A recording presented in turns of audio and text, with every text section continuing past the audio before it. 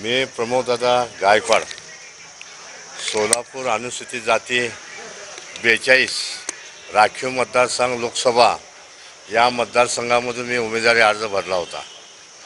उमेदवारी अर्ज भरल्यानंतर पूरक म्हणून आपण भरलो होतो। आज मी माघारी घेत आहे।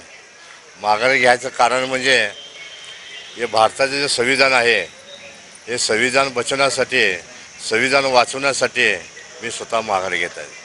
आज जर बघितलं आपल्या सोलापूरची परिस्थिती, 10 वर्षाचं बघितलं तर भाजपला आम्ही निवडून दिलं, पण सोलापूरचा कसलाही विकास झाला नाही।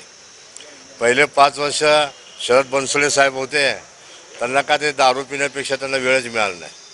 आणि दुसरे जे जय सिद्धेश्वर महाराज होते, नकली जातीचा दाखला आणून संपूर्ण सोलापूर मतदारसंघामध्ये ते दिशाभूल केले, कसल्याही प्रकारचा विकासाचं काम केलं नाही। तर परत आम्ही जर बघितलं, मोदी सरकार जे म्हणते प्रत्येकाच्या गरीबाच्या खात्यामध्ये 15-15 लाख बघतो। मी लष्कर भागामध्ये राहत असताना गोरगरीब जनता मला रोज विचारते, दादा 15 लाख माझ्या खात्यामध्ये कधी येते? आज 5 वर्ष संपून गेले, 15 पैसे बी त्याच्या खात्यामध्ये आले नाहीत। लाखो लोकांना काम देतो म्हणजे त्याचे कामं बी दिले नाहीत। अशा जर भूल तापा देणाऱ्या BJP सरकारला त्यांना मातीत जर गाडायचं असेल, आणि हे जे राम सातपुते साहेब आहेत, कोण म्हणते माळशिरस आहे, कोण म्हणते बीडचा आहे, हे अशा भूल तपा देऊन, आणि तोच बघितला तर त्याचा व्यवसाय उद्योग वेगळा आहे आणि शेतकऱ्याचा मुलगा म्हणतो।